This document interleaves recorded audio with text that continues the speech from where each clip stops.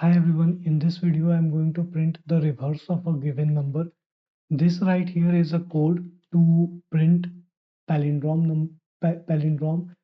Basically check if a number is palindrome or not, right? So we are just going to write a program for reverse for printing reverse of a number, right? So we get the number, store it in temporary variable, which I don't think even need to here, because remember we are modifying the code for palindrome number, right? So we are just going to remove all that. Rather, for now, just remove this.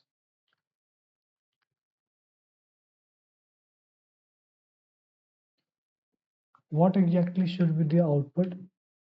The output should be just the reverse, right? So that is pretty easy actually.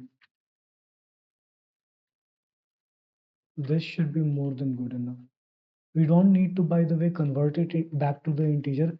Here what we are doing is we are using a while loop and like getting the digit, and then what we are doing is we are concatenating the stringified digit, right, to prepare a reverse string, reverse of basically the number that is entered. So 1 2 3 4 5 6, let's say, is you entered by the user, and 6 5 4 3 2 1 will be a string that will be created, and then we are just going to print that, because the idea is to just print a number, right? We can later convert it to integer.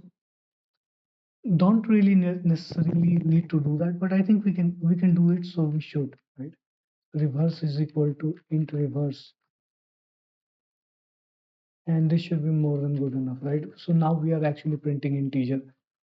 So reverse reverse dot py, right?